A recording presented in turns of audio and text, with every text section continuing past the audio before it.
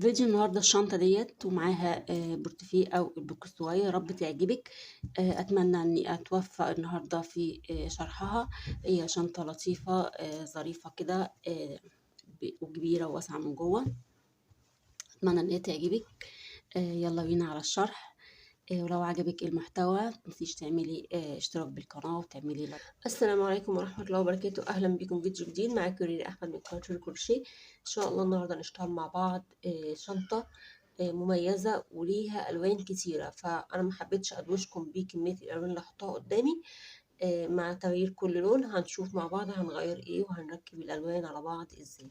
أنا هستخدم مكرمية قطن. تمام.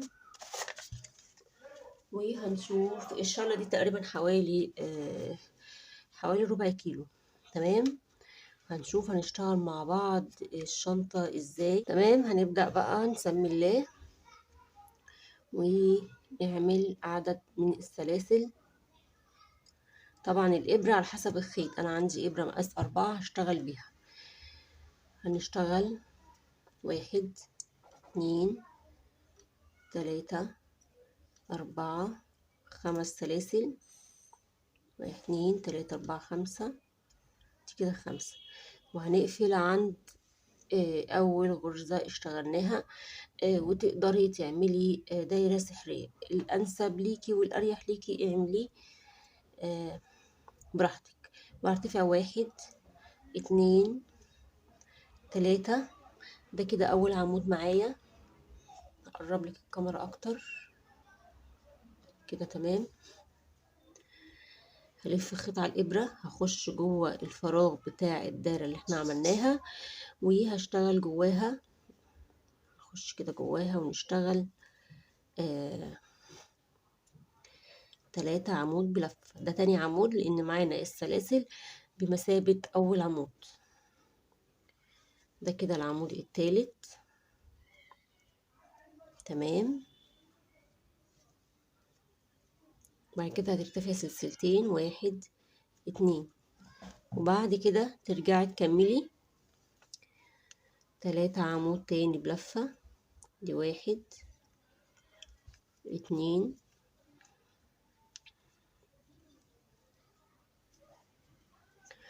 كده معانا عمودين.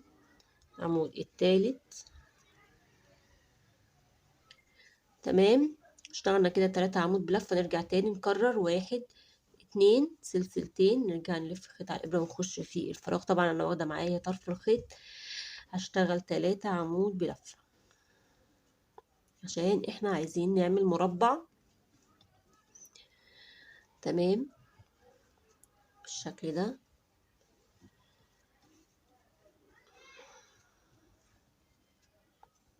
كده 3. هرتفع 1 2 سلسلتين، هلف الخيط على الإبرة وهشتغل تاني آخر 3 عمود بلفة معايا. 1 2 3.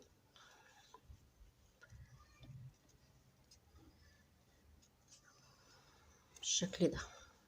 بعد كده ارتفاع 1 2 سلسلتين، وهاجي عند تالت سلسلة بالشكل ده وهشتغل فيها منزلقة بالشكل ده. طبعا هتبان اكتر مع باقي الادوار. تمام. هترتفع بقى 1 2 3. هلف الخيط، هنزل في الفراغ ده اهو كده وهشتغل عمود بلفة بالشكل ده. تمام.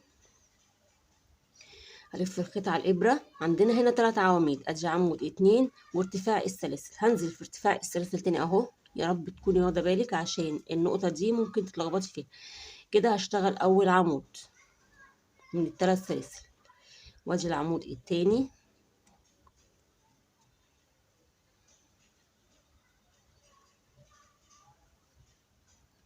وادي العمود التالت. هنيجي عند الفراغ. هنشتغل ايه في الفراغ؟ هشتغل 2 عمود بلفة كده. ادي اول عمود تاني عمود هشتغل سلسلتين، هلف الخيط على الإبرة، هشتغل جوه الدايرة، ادي اول عمود، تاني عمود. يبقى انا كده اشتغلت في الفراغ، اسفه مش الدايره، في الفراغ ده كام؟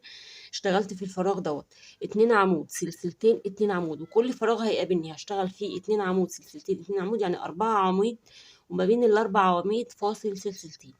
هنا هيقابلني ال3 عواميد، هشتغل فوق كل عمود عمود. تمام كده، ادي اول عمود، تاني عمود، تالت عمود.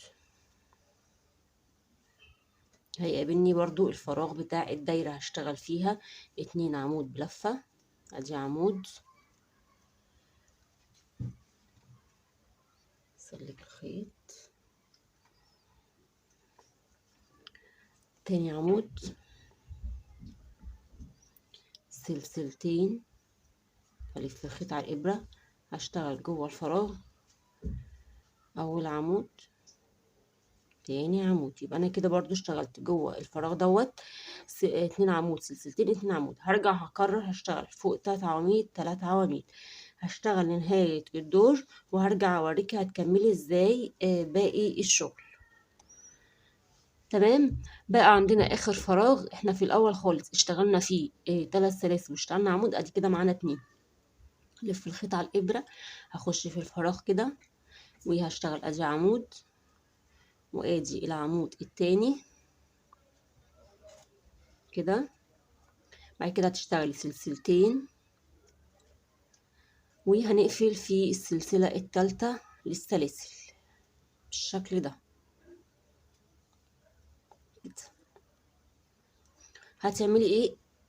حجم الشنطه بتكبريه بنفس الطريقه ديت. هنرتفع 1 2 3، هلف الخيط على الإبرة، هخش في الفراغ، هشتغل فيه عمود بلفة. تمام، ثانية واحدة بس. اشتغلت كده السلاسل بمثابة عمود معايا، والعمود التاني اهو. هرجع بقى هشتغل فوق كل عمود هيقابلني عمود، هلف الخيط على الإبرة، وتخلي بالك ان انت عندك السلاسل ديت لازم تشتغلي فيها عمود عشان ما تنسيش، عشان هي بتبقى مستخبية في الغرزة الأولى بالشكل ده. هلف الخيط على الإبرة، ده العمود التاني، هشتغل فوقيه عمود، وهشتغل فوق ده عمود. هتعملي ايه بقى انتي؟ هتشتغلي العواميد دي كلها، وهتيجي عند الفراغ هتشتغلي 2 عمود بلفة، سلسلتين 2 عمود بلفة، وبترجعي تكرري هنا لحد ما بتوصلي عند الفراغ 2 عمود بلفة، سلسلتين 2 عمود بلفة. كل الادوار بتشتغليها بالطريقه دي. بتشتغلي القاعده بتاعه الشنطه على حسب الحجم اللي انت عايزاه، في بيشتغلوها 19، في بيشتغلوها 21. ما تلتزميش بجدول، الحجم اللي انت عايزاه اشتغلي بيه. فانا هوصل للحجم اللي انا عايزاه في القاعده بتاعه الشنطه بتاعتي، وهرجع لك هنكمل مع بعض ونشوف هنرتفع ازاي بقيه جسم الشنطه مع بعض. تمام، انا وصلت للحجم اللي انا عايزاه، وهقول لك دلوقتي المقاس ده قد ايه. انا عايزاها شنطه كبيره، هي عمل معايا 22 سنتي. تقدري تشتغلي بمقاس اقل، تقدري تشتغلي بنفس المقاس الانسب ليكي اعمليه. تمام، هنشوف هنكمل مع بعض وهنعمل ايه. انا ارتفعت، ثانيه واحده، ارتفعت كده ال3 سلاسل بتوعنا اللي احنا متعودين عليهم، والف الخيط على الابره، وهشتغل بنفس الطريقه لحد ما اوصل قبل المارك. تمام، هشتغل فوق كل عمود هيقابلني، هشتغل عمود زي ما احنا متعودين مع بعض. هشتغل لحد قبل المارك بغرزة وارجع لك. تمام، اشتغلت قبل المارك بغرزة. انا نسيت اقول خطوة بس معينة، عشان انا ليه مركبة المارك، انا اسفة. انا مركبة المارك في الغرزة اللي في النص. يعني ايه؟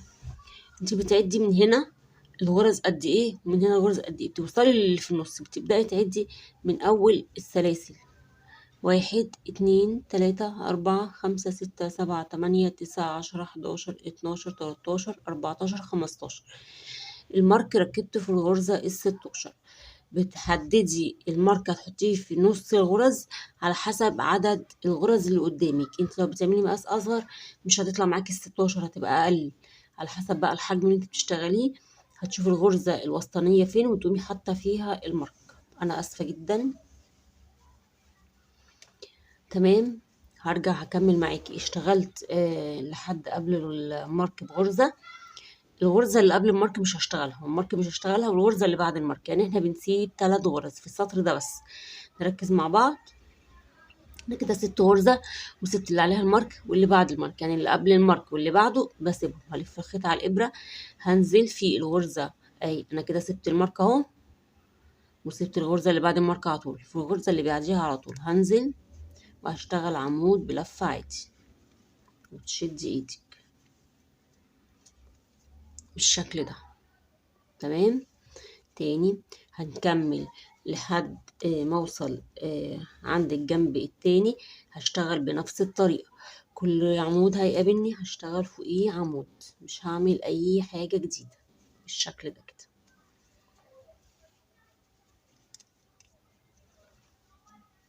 هشتغل لحد ما اوصل عند المارك هنا وارجع لك. تمام. انا هنا خلاص نفس اللي عملته في الجنب ده هعمله في كل الجوانب بتاعة الشنطة.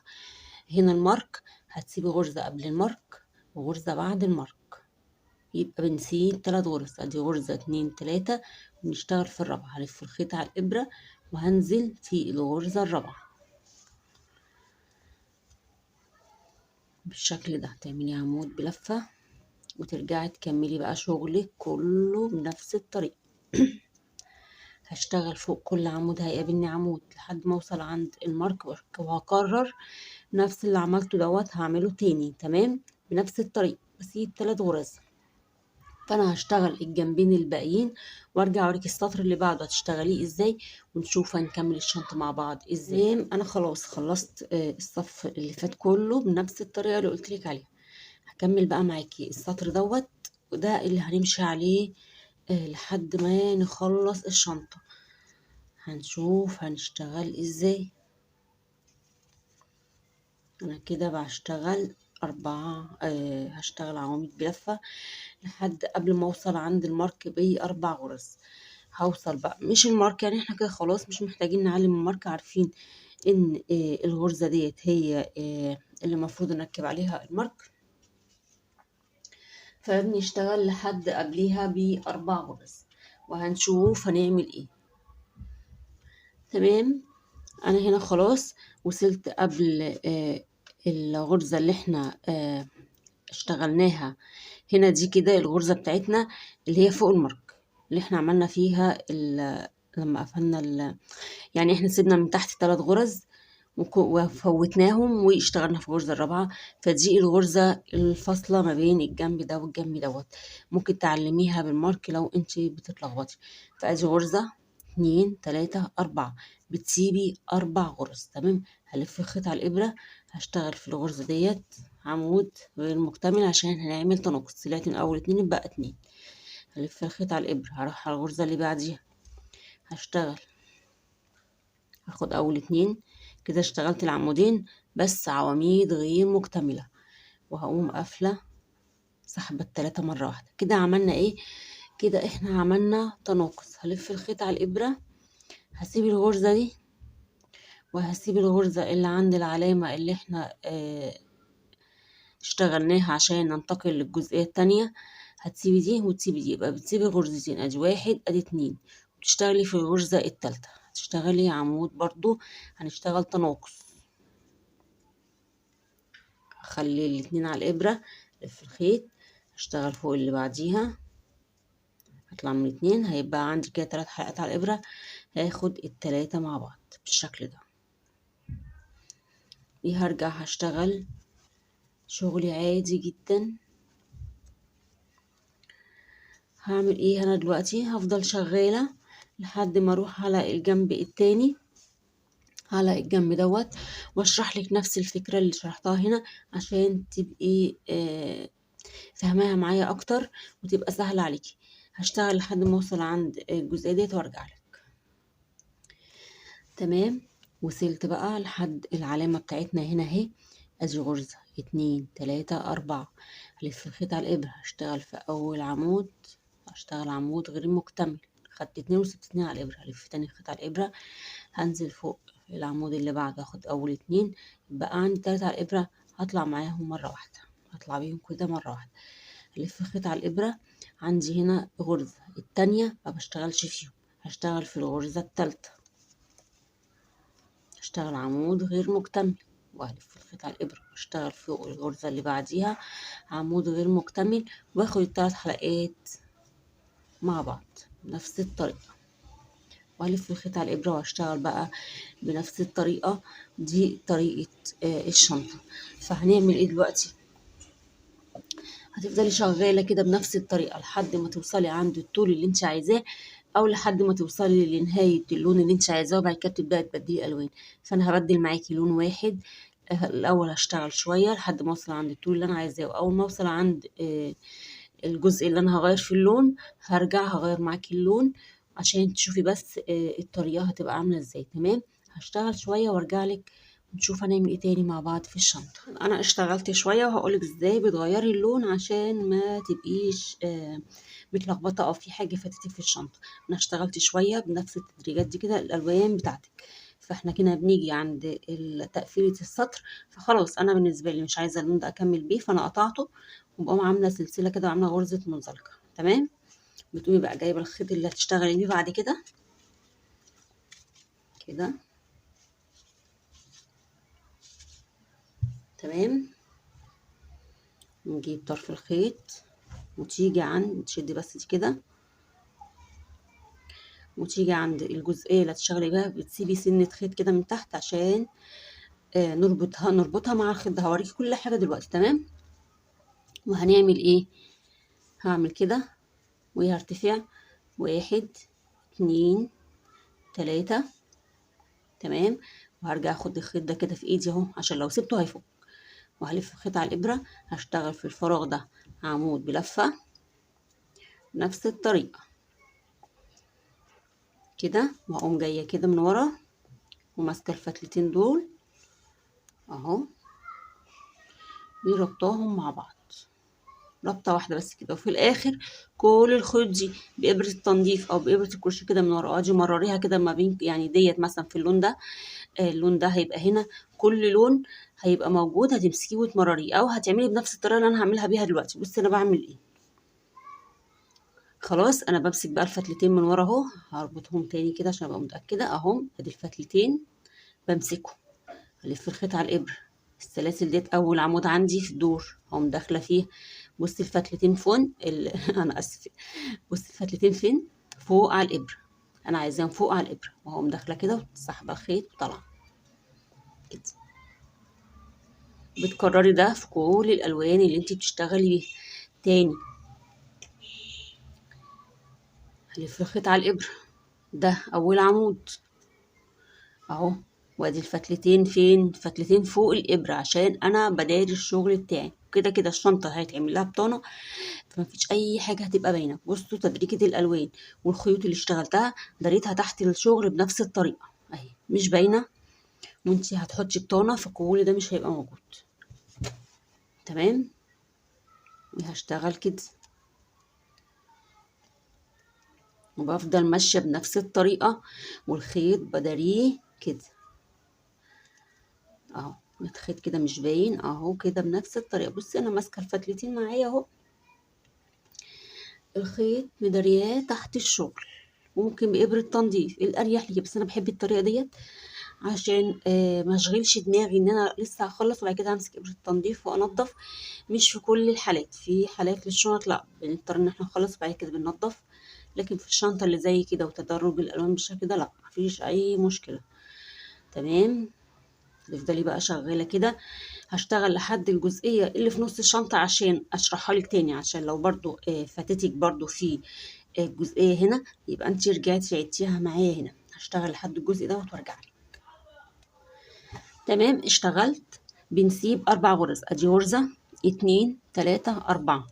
هتلفي الخيط على الإبرة، هتيجي هنا تاخدي الغرزة دي الأولانية اهي، وهشتغل عمود غير مكتمل، هطلع من أول 2 وهسيب 2 على الإبرة، ألف الخيط على الإبرة وهنزل تاني الغرزة اللي بعديها، هطلع من أول 2 معايا كده 3 على الإبرة، هطلع من ال3 مرة واحدة، بيقابلني غرزتين، أدي غرزة وأدي غرزة، الغرز اللي احنا عملنا فيهم التناقص في الدور اللي قبله، هتلفي الخيط على الإبرة، هتسيبي الغرزة دي والغرزة دي، تشتغلي في الغرزة التالتة، هشيل بس الخيط ده كده عشان الخيط ده كده هقصه خلاص.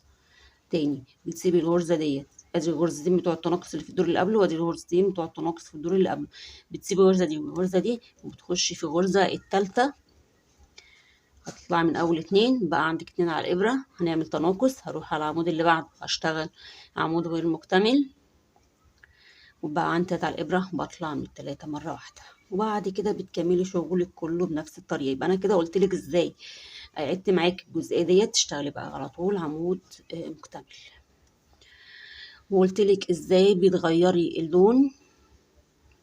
هشتغل بقى لحد نهاية الشنطة وهقولك انا اشتغلت كام دور بعد ما اخلص، هقولك عدد اسطر الشنطة كلها من اول القاعدة لحد الارتفاع. وهنا عايزة اوريكي اهو الخيط دريناه مش باين، ومع البطانة كمان هيبقى مفيش اي حاجة باينة، ولو مش تعملها بطانة برضو نفس الطريقة تمام، بس هنا عشان الغرز ديت واسعة شوية يفضل ان يبقى ليها بطانة عشان مفيش حاجة تبان منها، او لو حتى مفاتيح ممكن تخرج منها شوية. فتمام، انا بقى هعمل ايه، هشتغل لنهاية الشنطة لحد ما اوصل عند الطول اللي انا عايزاه، وهنرجع نتكلم مع بعض، وهعمل معاكي الدراع والقفل بتاع الشنطة، هنشوف كل التفاصيل ديت مع بعض. هشتغل وارجع لك. خلاص خلصت الشنطة، وصلت للطول اللي انا عايزاه تمام. طبعا زي ما متعودين معايا اخر الفيديو هقول لك اشتغلت كام سطر، كلفتني قد ايه، وزنها قد ايه، كل التفاصيل. انتوا عارفين ان كل فيديو انا بخلصه بقول في نهايته تكلفة المنتج بتاعي، وتقدري تبيعيه بقد ايه. تمام، هنشوف بقى هنقول احنا هنعمل ايه دلوقتي في الشنطة بتاعتنا. تمام، هنشوف بقى هنعمل ايه مع بعض. احنا هنا خلاص اشتغلنا السلسلتين بالشكل ده. عندك اقتراحات كتيرة قوي لليد بتاعت الشنطة. عندك ان انتي تخلصي تقطعي الخيط وتنضفيه، وبعد كده تشتغلي الدراع لوحده. عندك انت تشتغلي دراع سلاسل، وترجعي تشتغليها تاني مع الشنطة بطريقة معينة يعني. فأنا مش هقولك كل الدوشة دي، احنا هنروح على احنا كده وقافلين في السلاسل. تمام، هنا دي السلاسل قفلنا فيها، احنا هنا واقفين عند السلاسل، هرتفع عند السلاسل بتاعة العمود اللي في الدور ده، ارتفعت السلسلة، هلف شغل، هاجي عند ارتفاع السلاسل ده كده وهشتغل غرزة حشو. كده معايا غرزة دي 1، هخش في الفراغ اشتغل 2 حشو، وهاجي في اول عمود اشتغل عمود. عندي كده 4 غرز حشو. هعمل ايه، هرتفع سلسلة واقوم مرجعة شغلي كده، هشتغل 4 غرز حشو فوق كل غرزة حشو وغرزة حشو. تمام، ونشد ايدنا على قد ما نقدر. ادي التالتة، دي الغرزة الرابعة، نشتغل تحت الحلقتين